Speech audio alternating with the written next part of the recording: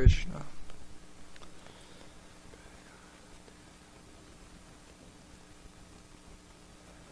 Jaya Radha Madhava Kunja Vihari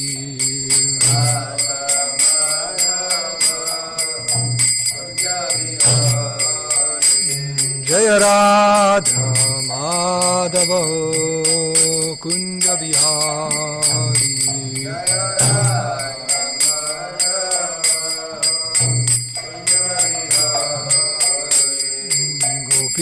Janavallabha Girivardhari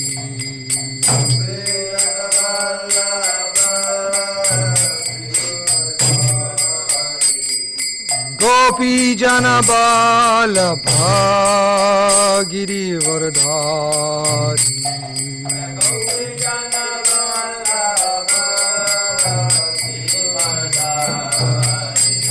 Suranandana Brajadana Ranjana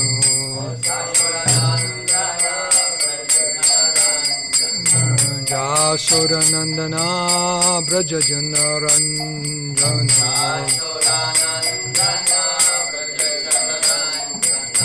Jamunatira Bonachari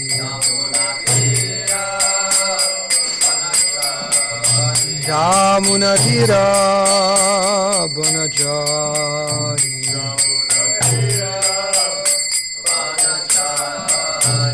Jaya Radha Madhava Kunja Bihari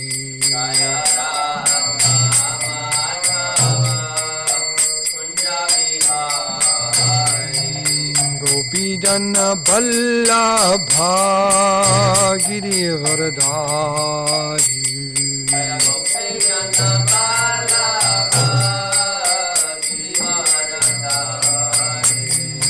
Gopi Jana Vallabha Girivardhari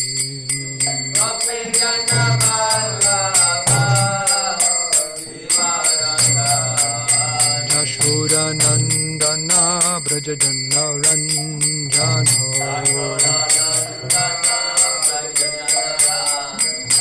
Jasoranandana Brajajana Ranjana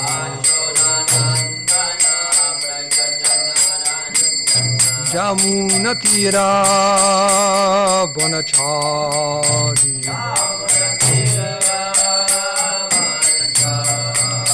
Jamunatira Bonachari Jamunatira Bonachari Jaya Radha Madhava Kunja Bihari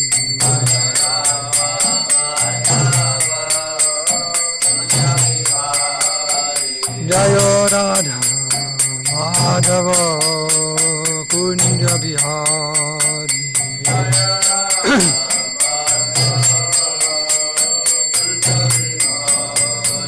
Jaya Radha Madhava Kunja Bihari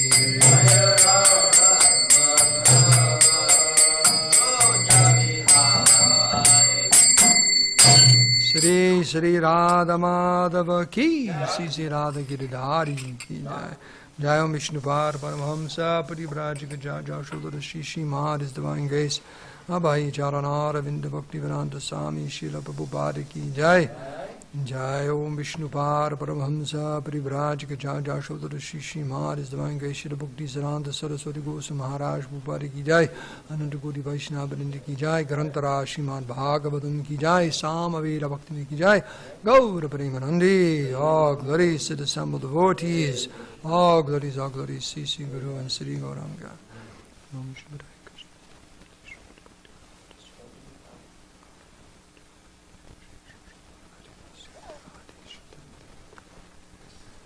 Hare Krishna, Hare Krishna, Krishna, Krishna, Hare Hare.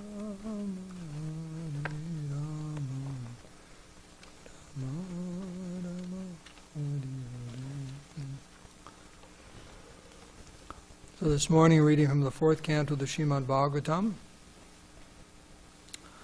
7th chapter, verse 38. The Yogeshwaras are speaking. Mystics, great mystics.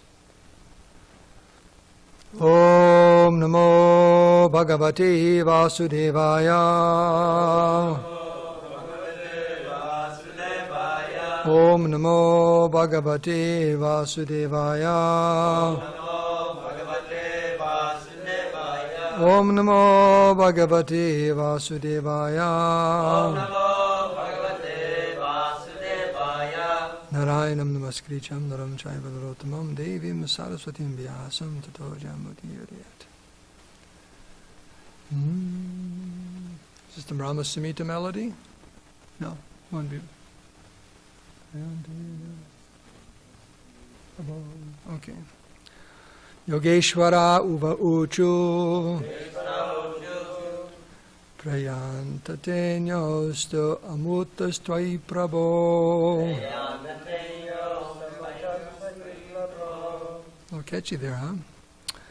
Vishvatmani kshena pritagya atmanaha Atapi bhaktyesha tayo padavatam Ananya vridyanu grihana vatsalaha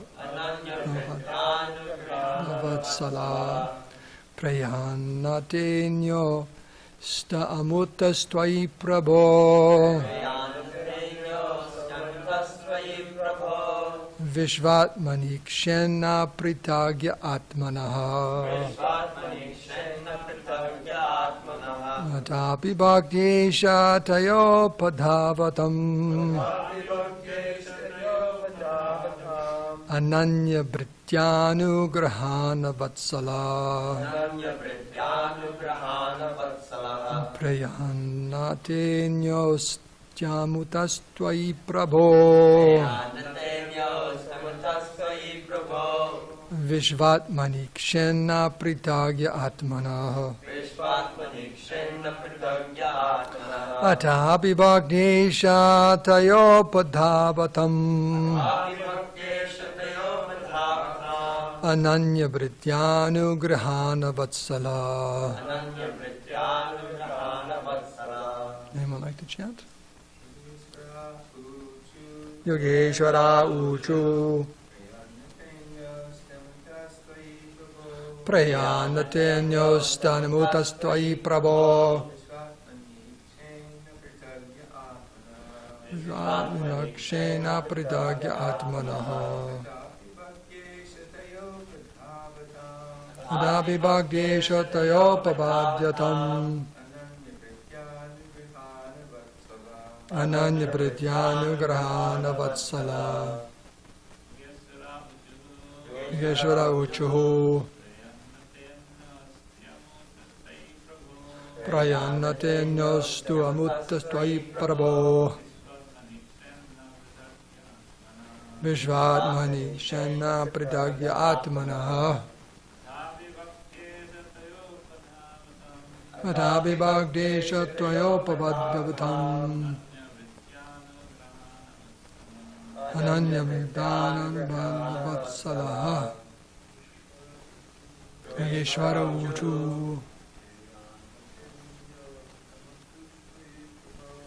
Yanadenastu muttai prabho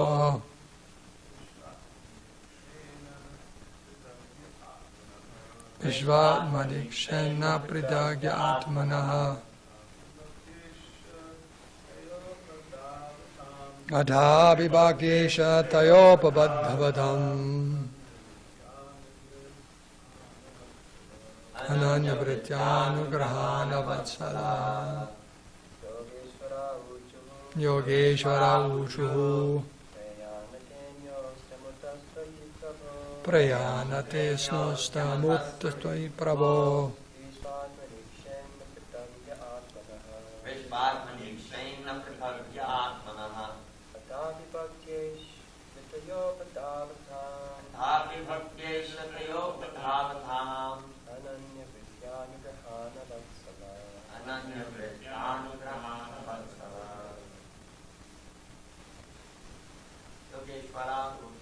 Yogeshwara Uchu.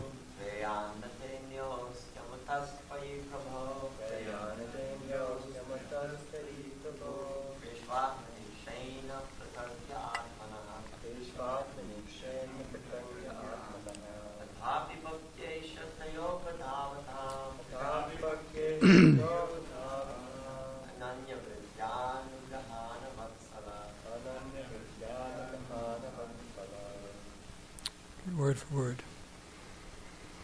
Yogeshwara, the great mystics, Uchuhu, said, Prayan, very dear, na, not, te, of you, anyaha, another, asti, there is, amutaha, from that, twai, in you, Prabhu, dear Lord, Vishva Atmani, in the supersoul of all living entities, Ikshet, see, na, not, Pritak, different, Yaha, who, Atmanaha, the living entities, Ata api, so much more, Bhaktya, with devotion, Isha, O Lord, Tvaya, with it, Upadhabatam, of those who worship, Ananya Britya, unfailing, Anugrahana, favor, Vatsala, O favorable Lord. Translation and purport by Srila Prabhupada. The great mystic said, Dear Lord, persons who see you as non-different from themselves, knowing that you are the supersoul of all living entities, are certainly very, very dear to you. You are very favorable toward those who engage in devotional service, accepting you as the Lord and themselves as servants. By your mercy, you are always inclined in their favor. Open that door just a little bit. Let fresh air, please.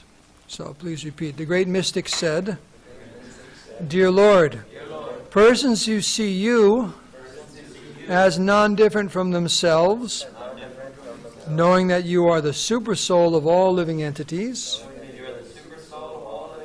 are certainly very, very dear to you. You are very favorable toward those who engage in devotional service, accepting you as the Lord and themselves as the servants. By your mercy, you are always inclined in their favor. Purport. It is indicated in this verse that the monist and the great mystics know the Supreme Personality of Godhead as one. This oneness is not the misunderstanding that the living entity is equal in every respect to the Supreme Personality of Godhead. This monam is based on pure knowledge as described and confirmed in Bhagavad Gita 7, chapter 17, verse. Priyo hi jnanino tartam aham sacha mama priya. The Lord says that those who are advanced in transcendental knowledge and know the science of Krishna consciousness are very dear to Him, and He also is very dear to them. Those who are actually in perfect knowledge of the science of God know that the living entities are superior energy of the Supreme Lord.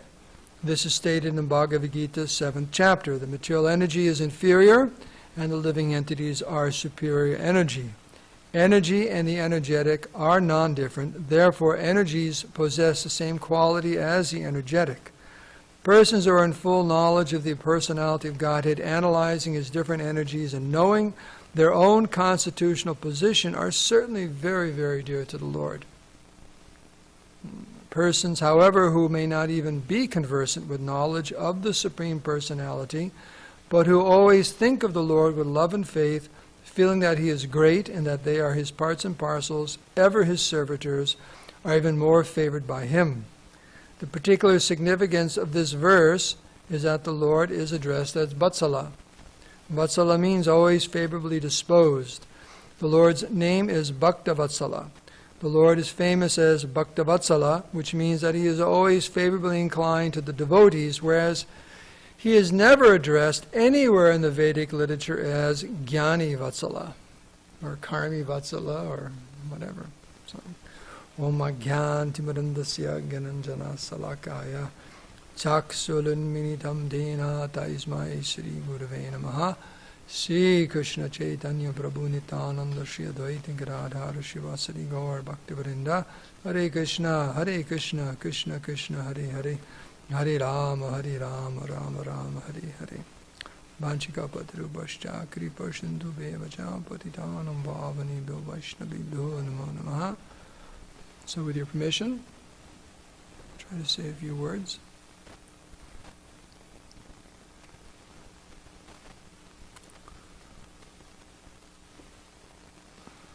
A lot to say here.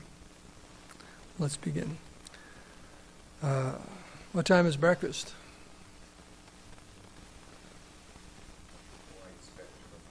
No, so we can just keep talking. Okay, so Prabhupada begins the purport by explaining, clarifying, that's the word, clarifying what's being said here, the oneness that's described by the mystics, the Yogeshwaras. Because things can get kind of confusing. I was reading a conversation last night in the Jaiva Dharma, where some puffed up impersonalists decided to get together, cross the Ganga, and lay waste to the Vaishnavas living there. Put them in their place. In philosophical, not this Gunda kind of thing, but philosophical discussion, and set things straight. The initiative for that was one of them asked the other, is Vaishnav Dharma, they grew up in that area, and they were initiated into Vaishnav mantras and this and that, but gradually became interested in other things, and they're wondering if Vaishnav Dharma was eternal, worship of Krishna, and what the Vaishnavas believe, because Chaitanya Mahaprabhu had just appeared recently, and of course they were poo-pooing the whole thing, and they decided that we should put these Vaishnavas in their place, and so on. And the first, they arrived there, and Hari Bol, we want to talk to you, philosophical debate. And then the first, there were a group there, and his name was, or maybe eternally is, Advaitacharya. He was given that name because he was from Shantipur. He's one of the newer of the sages there. He greeted them very nicely, gave them some straw mats, and said, what are you doing here? And can we serve you? Not like, what are you doing here? Can we serve you? And he said, well, we've come here to have a philosophical discussion. And he said, well, I hope you come, a serious discussion, and not simply to find fault with the Vaishnavas, because the last group that came here were soundly defeated and left embarrassed. That's what he told them. So no, we want to have a sincere, a serious discussion about philosophy and so on. He said, okay, so then he excused himself and he went and spoke to the head mahants and so on. He said, okay. So all of a sudden a few of the sages came out of their bhajan kutirs and sat there on the grass mats, and they began the conversation. And the reason I'm bringing this up, the very first point was asked about what kind of Vaishnavas are you, because there's two kinds of Vaishnavas, according to this one scholar. One is that ultimately everything is one. And we imagine in our mind different deities, like Durga and Shiva and Vishnu and Ram and Nrsimha. These are all just imaginary, that one worships them for some time until they realize that ultimately we're all Brahman. Are you that kind of Vaishnava? Or are you the kind of Vaishnava who accepts that Krishna is the Supreme Personality of Godhead and all his forms are completely transcendental and eternal, and devotional service is the ultimate the ultimate activity of the soul? He said, yeah, that's the one. That's us. In fact, the other one is impersonalism. It's just impersonalism. And there was a conversation, went from there, back and forth, back and forth. It's a very good conversation to study. And they wanted, because they wanted to, their challenge was that there's nothing in the Vedas to substantiate devotional service as being, well, he said it's Jaiva Dharma, or Nitya Sanatan Dharma. As soon as the jiva exists, there's devotional service to Krishna. So there's a very good conversation back and forth, because they're explaining, quoting so many different Vedic literatures, Upanishads, let alone the Smritis and so on. So here, there's right off the bat, someone says, oh, look, they just said we're all one. There are persons who see you as non-different from themselves. They're very, very dear to you. So what does that mean, non-different? But it's in quality, Prabhupada brings out in the purport, that it's in quality that we're non-different. He says the energy and the energetic, the example given, this is the one day of the year the sun's not shining. Below the clouds for us right now. It'll come out later on. But the example is always given of the sun, which is the energetic source of the energies of sunlight, which are heat and light. Now the qualities of the sun are there in the sunlight, but only in quality. If it was in quantity, we'd be in a lot of trouble. Starting to get more and more in quantity, though, isn't it? Things are heating up on this planet, they say. Right? What do they call that? Climate changing, like it's a little hotter and so on. I mean, already it's here in SanDiego, it's end of October, mid-October, and it's in the 80s during the day and so on. A little warmer than usual. But the point being is it's not as hot as the sun. Right? It's not the same quantity, it's just in quality. So the energy has the same qualities as the energetic source, but in quality, Prabhupada says right here in the purport. So that's the understanding. The misunderstanding of the Mayavadi or personalists is we're all quantitatively the same as the Supreme Lord. We're all the Supreme Lord. Now, Prabhupada refers to some verses here in the Bhagavad Gita. He quotes 17. But the conversation Krishna is saying actually starts in 16, where Krishna explains the four kinds of people who, due to some type of piety, will approach the Supreme Personality of Godhead. And Bhaktizak is mouthing that verse, so why don't you say it out loud? Chaturdvidha Janasusuktina Arjuna Arto Arto Gigasa Artarti Gyani Cha Bharadhar Shaba. So he says here, O best among the Bhartas, four kinds of pious men begin to render devotional service unto me: the distressed, the desire of wealth, the inquisitive, and he who is searching for knowledge of the Absolute. Now, there are people who are not pious, who are distressed, desiring wealth, inquisitive about things, and searching for knowledge, but they don't approach the Supreme Lord. So the key there is their piety. Okay. And then the verses in the purport, Prabhupada says, Tesham Gyani Nityayukta Eka Bhaktir Vishishyate Priyo Hi Gyanino Tartam Aham Sacha Mama Priya. Prabhupada quotes that last line.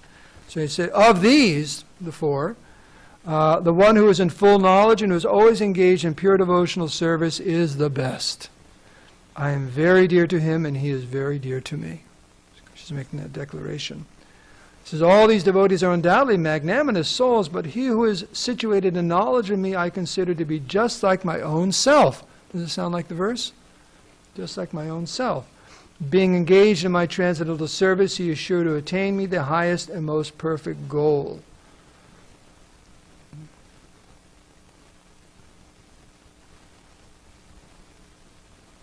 So, see here, this in the Sanskrit. So Krishna is saying here, he's just like my own self. What that means on the transcendental platform, not that he's become God.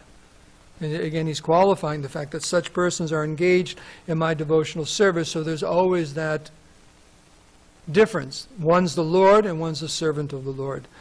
And it's in here. There's a, where is it? Is it in here? No, okay. So also in the, because there's a quote in the purport. Prabhupada's also referring to two other verses in the 7th chapter, distinguishing the material energy and the living entity. Do you know those verses?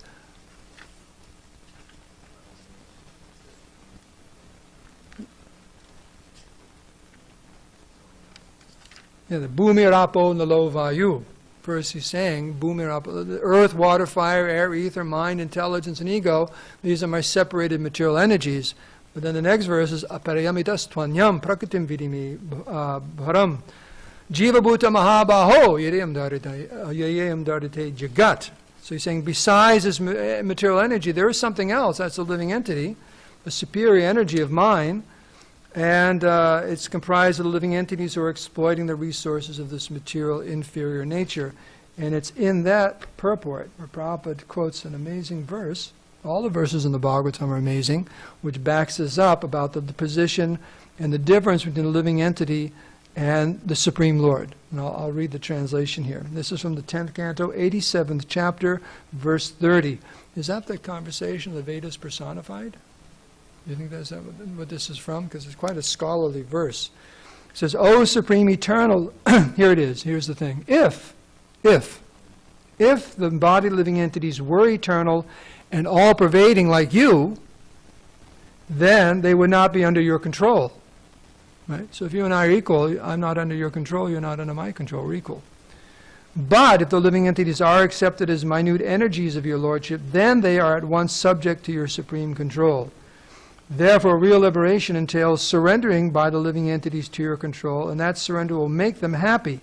In that constitutional position only can they be controllers. Therefore, men with limited knowledge who advocate the monistic theory that God and the living entities are equal in all respects are actually guided by a faulty and polluted opinion. Unquote. So the point being is, if we were really eternal, all-pervading like Krishna, then why are we in this predicament? Why at every moment we're controlled? The proof is stop breathing. Easiest proof, just stop breathing. How long can you not have air? Right? We're controlled by the fact that we have to breathe. Such a simple thing. Right? I mean, at every moment we're under the control of material nature. We're being controlled by the imperceptible movement of time. Right? It's imperceptible. And the Bhagavatam says, just like sometimes you gaze up at the sky during the day and you see these nice puffy little clouds up there, right? They're just up there. And then you maybe turn around a little while later, oh, they moved. They moved a little bit, maybe changed form. It's imperceptible, but they're moving. The wind up there is moving them. So time is like that. Oh, another morning, another day, another week, another month, another Sunday feast, another day on SanDiego, another day, another festival. Right? But before you know, the weeks and months become years and decades and a whole lifetime. Just, where did it go? That's what people say. Where did it go? Speak to people a little bit older, they go, where did it go? Like that. When you're young, you want it to happen. Right? Everyone's looking towards the future. When you're very young, you want to get older. You can't wait to grow up to be the same age as your big brother so you can beat him up. You ever have that experience with your siblings? Wait till I'm your age, I'll beat you. It never happens. Somehow or other they grow too. So you're always trying to get older. You want to look older. Young people want to get older. Then at a certain age you start thinking you want to be young again. It's amazing. Maya is so strong. But that it's imperceptible. Passing of time, passing of time. We're all being pushed. So there's the big controller. Krishna says, time I am. Right?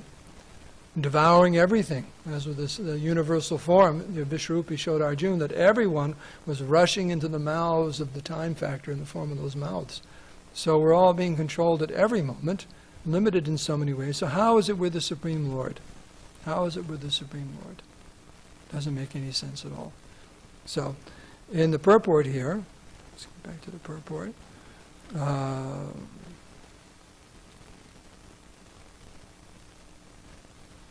Prabhu says the main particular significance of this verse is the Vatsala word. Vatsala. What's Vatsa? Vatsa. Come on, you got to answer this one. The calf. Vatsa. Cow or is it calf or cow? Vatsa. Calf. Okay. So the point is an object of great affection, right? That is used as an example. The cows and the calves, they have such affection for each other. So it's interesting. That's what living entity is used for that, like Vatsala Ras and so on. Such strong affection. So Krishna is known as Bhakta Vatsala. He's favorably inclined towards his devotees. Now there's a verse in the Bhagavad Gita, 9th chapter, where Krishna says, Samoham sarvabhuteshu name dveshasya priya. He said, I'm equal to everyone. I'm not particularly inclined or envious of anyone. I'm equal to everyone. But the second part of the verse is, but those who are my devotees, I have a special inclination towards. They're very, very dear to me. So that's natural. So Krishna says he's inclined towards his devotees because his devotees are inclined towards him. He's reciprocating. Krishna's reciprocating with every single living entity. And that's not an easy thing. It's not an easy thing at all. we sometimes have a hard time reciprocating with one person, let alone perfectly. Right? You think about it. It's very hard to reciprocate with one person perfectly because people always misunderstand our motives, our intentions. We don't know what they want. Even a mother's trying to figure out, has intense love for the child, can't figure out why the child's crying. Maybe he's hungry, maybe the diaper's got to get changed, maybe this, maybe that. Maybe just having a bad day, I don't know, colic, just trying everything, but you can't help. The kid keeps crying. So even if you want to reciprocate with full love, sometimes you can't due to ignorance. So, but Krishna actually reciprocates with every single living entity in this material and spiritual world perfectly, according to that living entity's relationship to him. That's pretty good. Right there, you should give Krishna the God medal, right? Who can do that? Just think of that. What a quality that you can actually reciprocate with every single living entity perfectly. One example is Chaitanya Mahaprabhu. Sometimes when they have serving prasadam, he knew exactly what each devotee wanted to, what preparation they liked the most. He'd make sure the servants, you tell, Mukunda likes everything. Just give him a big plate, right? Shak likes the fruit, so he knew exactly what every devotee really liked. So he'd make sure the servants, you give him this, you give him that. So Krishna's reciprocating with every single living entity. And he's favorably inclined to his devotees, Bhakta Vatsala. So, of course, the key to Krishna consciousness is becoming such a devotee where Krishna is inclined towards us. That's the whole key. There's nothing else to be done. We don't impress Krishna by anything but devotion, by service. And of course, that begins with service to his devotees. That's you can't serve Krishna and not serve the devotees. How is that possible? It's impossible. Can you even think? It's impossible. It's just absolutely impossible. It's impossible to serve Krishna. And Krishna even says to Arjuna, one who says he's my devotee is not my devotee, but one who says a devotee is my devotee, and there you go, that's my devotee. So one who's favorably serving the devotees of the Lord, serving the Lord through his devotees, Krishna becomes very, very, very inclined. And for such a devotee, what is there left to desire? Everything will be, what is that verse in the Bible? Everything will be given unto those, or something like that. So it's just, you qualify. We qualify for Krishna's mercy. So we're trying to qualify for Krishna's mercy. That's what the process of devotional service is. So whether we're sitting there chanting our rounds or doing some kind of that's active service, but whatever is all day long, even how we attend Bhagavatam class, we're trying to attract Krishna's attention. Krishna, it's me, Hare Krishna. Not really like that. It's by humble service. The devotee doesn't want to like that. Yeah, it's me, Haribol, Hare Krishna, look at me. No, that means that's not humble service. That's something else. But by one's sincere desire to serve the Lord, that's what attracts Krishna. That's what attracts Krishna. And also attracts other devotees, and actually one becomes all attractive to all living entities, right? Dhira janapriyo. One becomes very attractive to all living, even ruffians become attracted. So I told you the other day in class, Mahabharata, we're having a discussion with Guru Prasad Maharaj, and they're talking about the temple in El Salvador, remember that? And there's a house, and just a few houses down is a big, one of the worst gangs in El Salvador. They have their hideout right there. But they like the devotees. Dhira, that's adhira. Dhira, janapriyo. They like the devotees. If they didn't, devotees wouldn't be there. Who knows where they'd be, but they wouldn't be there. So they're attractive. They like the devotees. Devotees are nice. They like the devotees.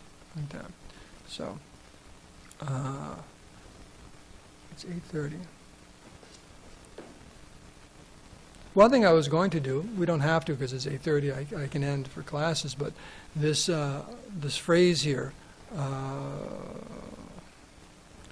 are certainly very, very dear to you. I was going to read about 6 or 7 verses in the 12th chapter of Bhagavad Gita. Krishna confirms who is dear to him.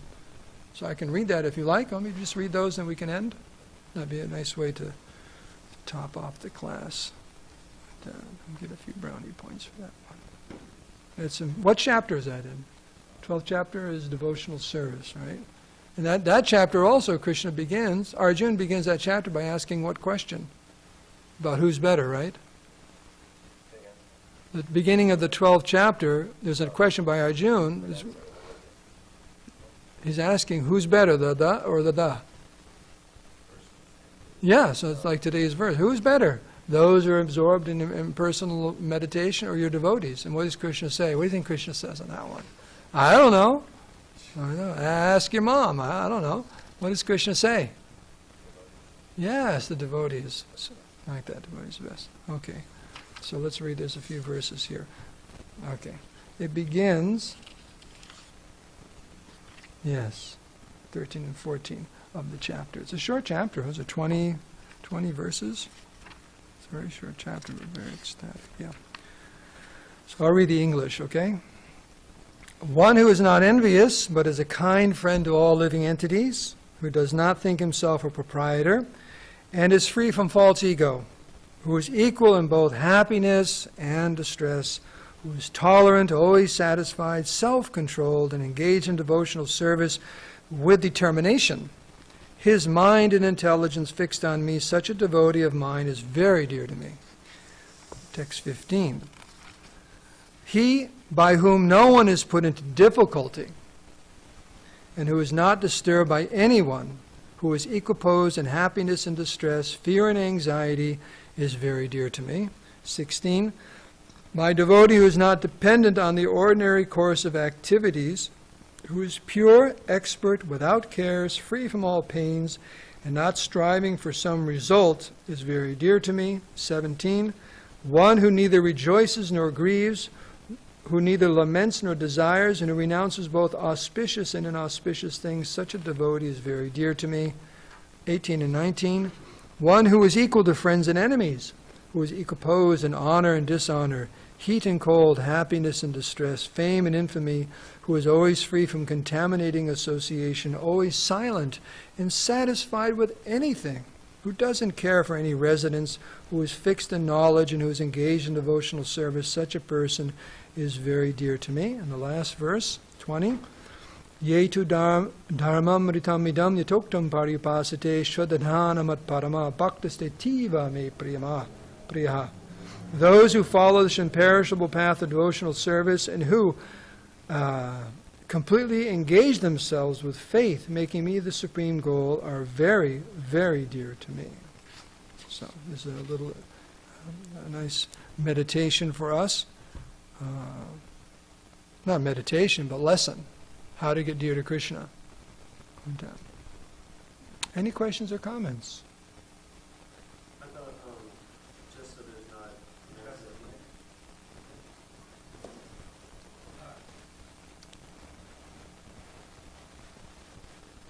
I was thinking maybe a slight bit of purport is required for those verses, just so there's not a massive amount of confusion created. And one is not that the devotee has no desires, the devotee has no material desire. Yes. In fact, a pure devotee has just as many desires as a materialist, but they're all desires to please Krishna. And it's also not that the transcendentalist never displays emotions such as anger or lamentation or frustration or anything. The transcendentalist has all the same emotions as the materialist, but they're purified emotions. And it's also not that the transcendentalist doesn't ever strive for a result. The transcendentalist is working 24 hours a day for results, specific results, but they're all in relationship to serving Krishna. So I just wanted to throw some purport in there because a new person could get like severely confused by reading those verses without a purport. Exactly. Thank you. Any other questions or comments?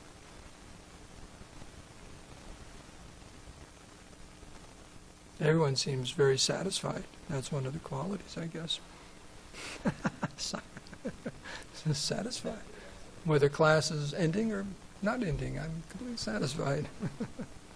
So anyways, the take-home, of course, is to act in such a way, just like Prabhu said, don't try to see Krishna, but act in such a way he'll want to see you.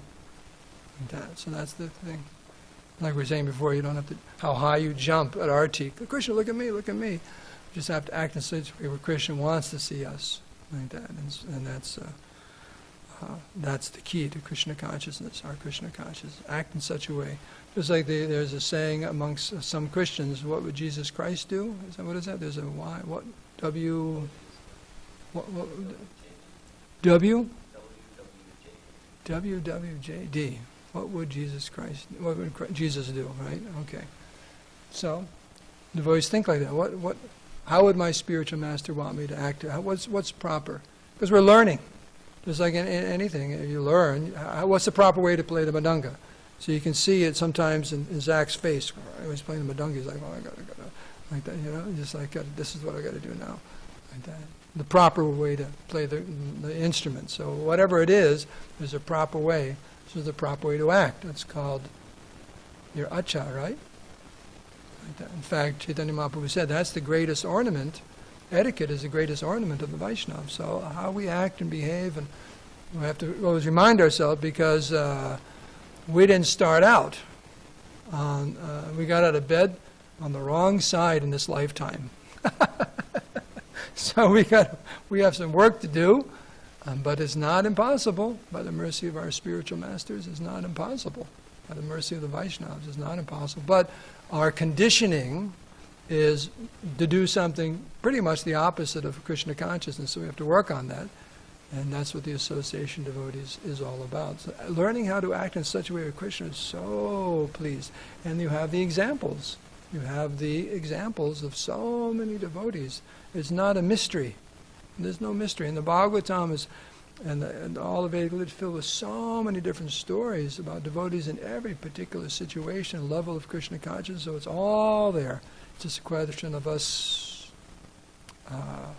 what's the word they say? Imbibing, what do they say? There's something about molding yourself and so on, molding your... Applying, anyways, all these are the same thing, just, just becoming like that, becoming a nice devotee. And it's really becoming who we are. We're not adding something. We may do this or do that. Oh, I'm going to be an Uber driver for a while. I'm going to go be a doctor or a lawyer or this. That's just something you add on. But Krishna consciousness, you don't add on. That's the point in the very beginning of the class. Jaiva Dharma, it's the intrinsic quality of the soul is actually what we're talking about. That's what we're dealing with here. Therefore, it is the topmost yoga system. There's nothing kaitava, there's nothing external or cheating or whatever. It's just the pure essence of the devotee, of the soul, is Krishna consciousness. That's what we're working on. So it's just bringing it out. That's much easier than trying to add. It's already there. Just like if you have $1 million, you just have to open the trunk and get it.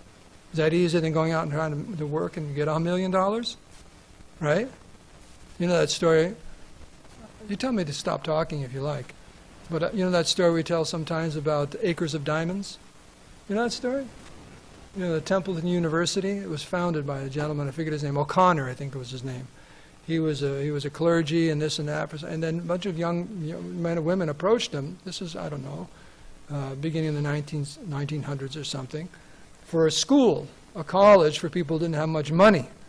So he traveled, at least all over the country, if not in Europe, probably just all over this country. He delivered this one lecture over 100 times called Acres of Diamonds. It's a true story.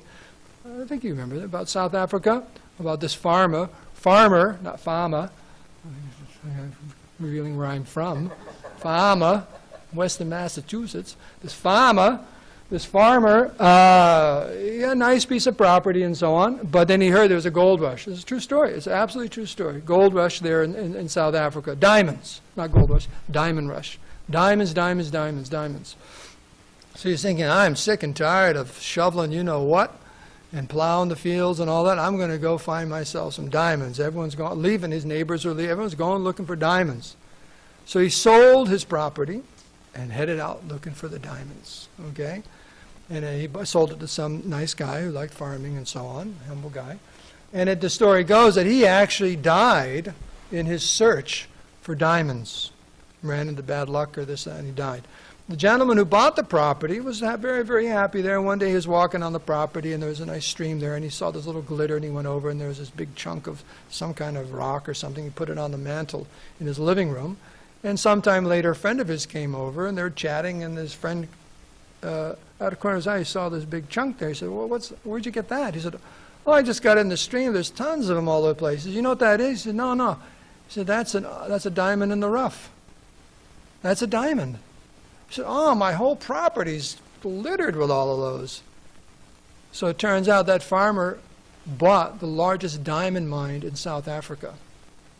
So the story being that the one who sold it and left, he didn't know that he sold acres of diamonds, and he went off looking for something else. But right there on his own property, if he just took the time to look, he would have seen it was all right there to begin with. He didn't have to go anywhere. So in the same way, the acres of diamonds is our Krishna consciousness. We don't have to look anywhere.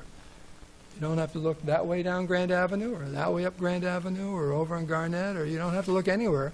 It's right there in our heart. Everything. Acres and acres and acres of chintamani. Better than diamonds. It's there. So that's what Krishna consciousness is, just to realize that, to bring it out. You don't have to go anywhere else. You don't have to do anything. It's just right there. Like that. So we can end on that happy note. Srila Prabhupada ki jai, srimadbhagavatam ki jai.